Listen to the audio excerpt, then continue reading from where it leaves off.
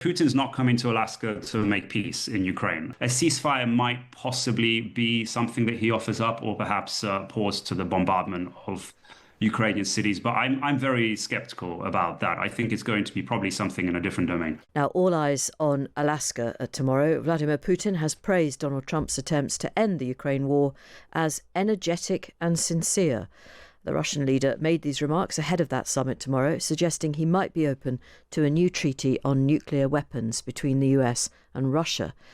Ukraine's President Volodymyr Zelensky went to Downing Street for talks with Sir Keir Starmer this morning, and they focused on security guarantees ahead of the summit. Matthew Luxmoore is a foreign correspondent for the Wall Street Journal. Matthew, officially, Western leaders have to say how confident they are in Donald Trump's efforts at diplomacy, and indeed how grateful they are to him. But the truth is that behind the scenes, their knees must be knocking, surely.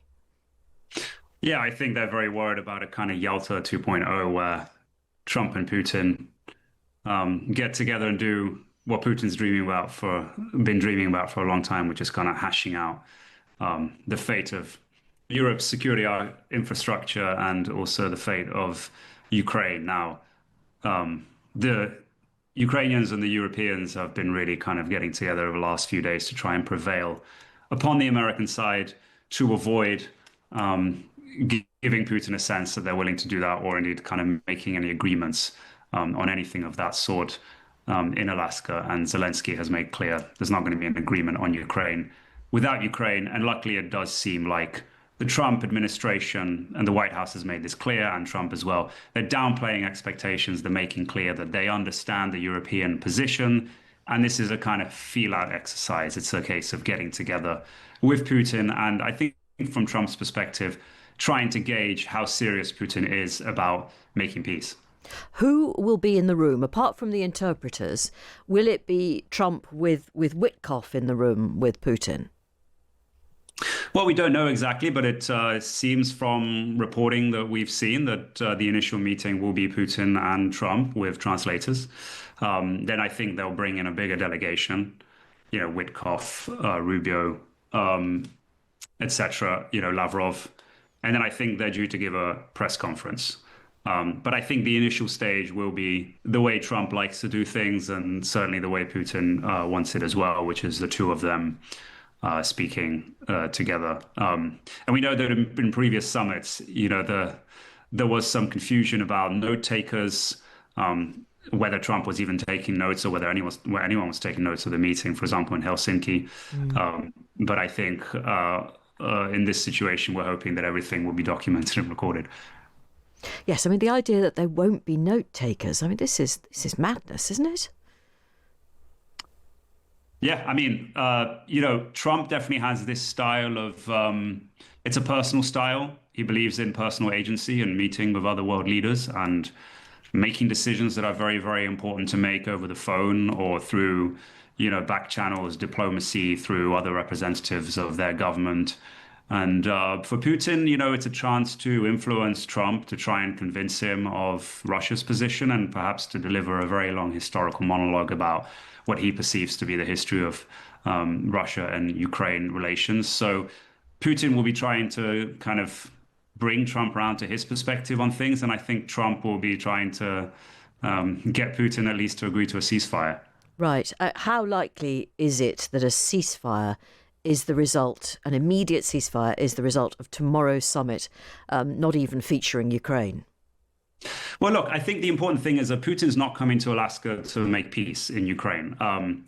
Putin has talked, and his administration has talked for a very long time about the fact that they want to improve relations with the US. They want to strike various economic deals. They had Kirill Dmitriev, who is very versed in this stuff, fluent English speaker, flying to Washington, D.C. to, talk a good game about, striking economic deals with Russia. Putin has said we have far larger reserves of rare earths than Ukraine, which of course struck a deal with the US, giving them access to some of this stuff in Ukraine. So I think Putin wants to come to Alaska and say, look, the war in Ukraine is a complex thing. It's something you're not going to fully understand because, we have centuries of conflict with Ukraine. We're trying to sort it out. we will make peace ultimately. But look, there's all this other stuff that we can talk about. There's nuclear deals, as you mentioned earlier. This is something that might be agreed on, like renewing the New START treaty Yeah. or something like this.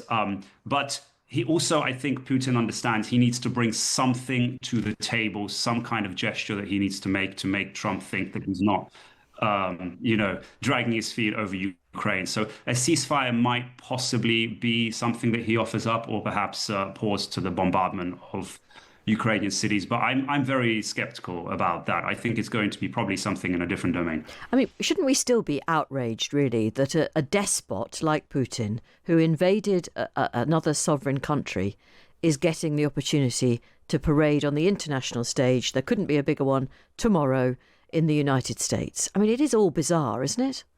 I mean, it's incredible how much things have changed over the past 3.5 years, right? Putin has an arrest warrant out in his name from the ICC. He was definitely seen widely in Europe and beyond as a war criminal 2 years ago. And now he gets a chance to go to Alaska and meet on a US military base, as far as we know, with the US president. It's quite an incredible turn of events. It's in many ways a result of Trump's efforts and his style of negotiation as well. But I think for Putin, we'll see this as a chance to show, as you mentioned, that he is not an international pariah, despite the fact that they've waged this war for 3.5 years. And he's not someone that, cannot leave his own country at risk of arrest. And Matthew, a listener called Scott is asking about this idea. I certainly read about it in the Times yesterday on thetimes.com, about the idea that Ukraine would have effectively a kind of West Bank style occupation.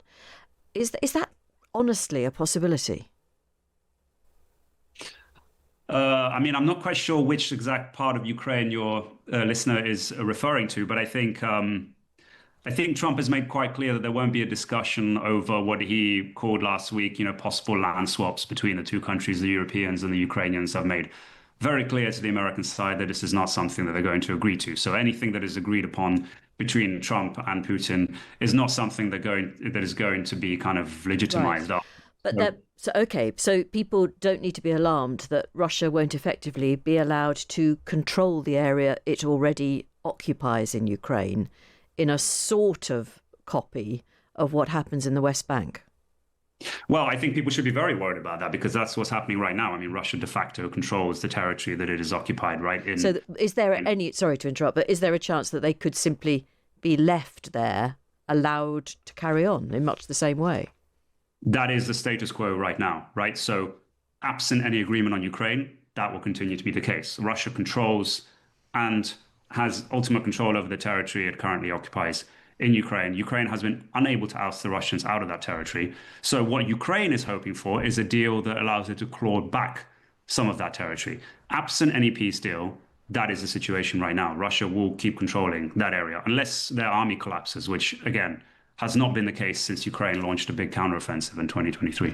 Just in brief, if you can, Matthew, what would be the best outcome tomorrow for Chancellor Merz and President Macron and Prime Minister Keir Starmer and President Zelensky?